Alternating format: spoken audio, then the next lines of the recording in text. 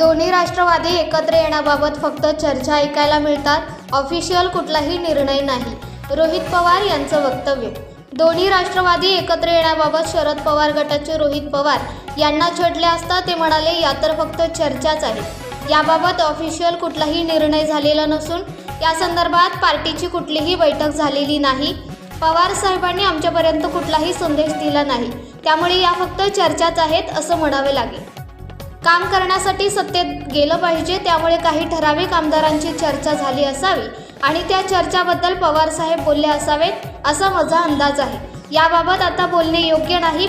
पवारसाहेब जेव्हा या विषयावर बैठक बोलवतील तेव्हाच मी माझं म्हणणं मांडेल असं त्यांनी पवारसाहेबांनी एकत्र येण्याबाबत सुप्रियाताई निर्णय घेतील असं बोलले. यावर रोहित पवार म्हणाले, यावरून असं दिसतंय की पवारसाहेब असं सांगत आहेत की पुढच्या पिढीला आम्ही काहीतरी जबाबदारी देत आहोत, त्यामुळे सुप्रियाताई जेव्हा बैठक घेतील तेव्हा याबाबत मी आपणा सर्वांना सांगेन.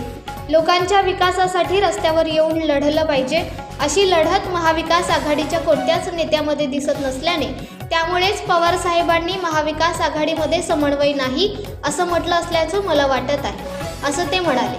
देशाची परिस्थिती पाहता 22 तारखेपासून आपले जवान सीमेवर लढत आहेत. त्यांना पाठिंबा देण्यासाठी देशात कुठेच राजकीय कार्यक्रम दिसत नाहीयेत असंही त्यांनी यावेळी सांगितलं. कालपासून दोन्ही राष्ट्रवादी एकत्र येण्यासंदर्भातल्या चर्चा आहेत त्या खूप सुरू आहेत. काय नेमकं राष्ट्रवादी शरद पवार गटामध्ये चालू बघा, या तर फक्त चर्चाच आहेत. याच्यावर कुठलाही निर्णय घेतला गेला नाही. त्याच्याच बरोबर ऑफिशियल पार्टीकडनं कुठलीही बैठक याच्यावर घेतली गेली नाही.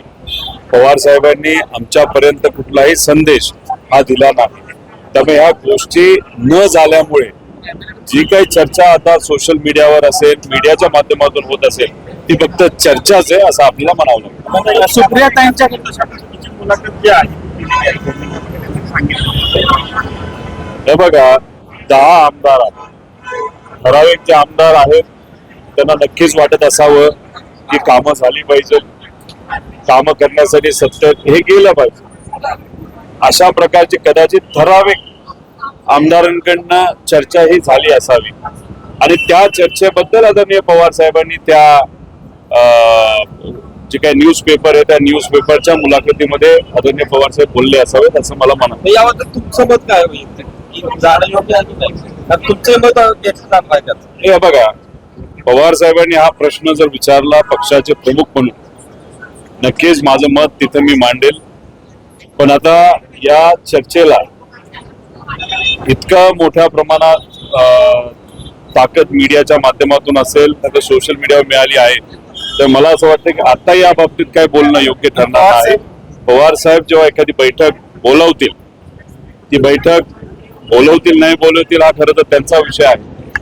त्या बैठकीमध्ये नक्कीच मी माझं मत ठामपणे मांडेल असं इथं सांगतो. पवार साहेब असं म्हटले की दोन्ही राष्ट्रवादी एकत्र येण्याच्या प्रक्रियेमधून मी नाही, सुप्रियाताई किंवा सगळे बाकीचे नेते त्या संदर्भातला निर्णय घेतील असं देखील पवार साहेब म्हणाले. याच्या मागे एक गोष्ट तुम्ही समजून घेतली पाहिजे. पवार साहेब कुठेतरी आता सांगत आहेत की पुढच्या पिढीला काही जबाबदारी आम्ही देणार आहोत आणि पुढची पिढी त्या बाबतीतला निर्णय तिथे घेतील. सुप्रियाताई देशाच्या कार्याध्यक्ष आहेत, त्यांना जबाबदारी ही तशी बघितली तर देशाची सुद्धा तिथं आहे. काही राज्य त्यांच्या अंतर्गत येतात, महाराष्ट्र त्यांच्या अंतर्गत येतो.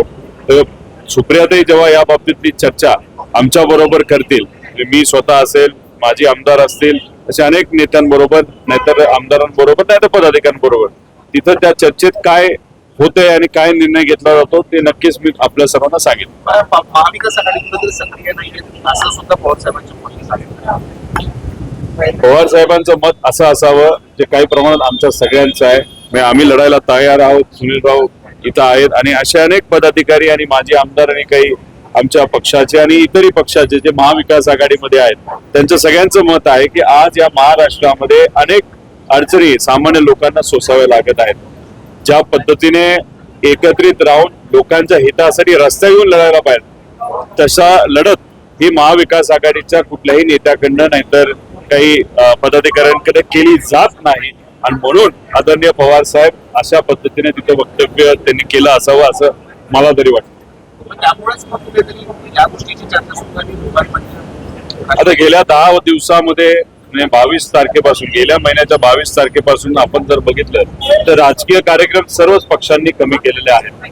कारण का देशामध्ये जी घटना आता घडलेली आहे आणि त्याच्यात आपले जवान जे आपल्या सर्वांसाठी सीमेवर लढत आहेत, त्यामुळे जवानांना पाठिंबा देण्यासाठी आपण सर्व देशवासी एकत्रित तिथं आलेलो आहे आणि याच्यात राजकीय कुठलीही चर्चा होऊ नये, राजकीय कुठलाही कार्यक्रम होऊ नये अशी भूमिका महाविकास आघाडीने आणि सर्वच पक्षांनी त्या ठिकाणी घेतल्यामुळे गेल्या 22 तारखेपासून आतापर्यंत कुठंच काही घडत नाही हे आपण सर्वांनी तिथं बघितलेलं आहे. त्यामुळे देश प्रथम नंतर पार्टी अशी भूमिका कदाचित सगळ्यांनी तिथं घेतलेली आहे. आपल्याला बघावं लागेल की पुढच्या काही दिवसात काय होतं.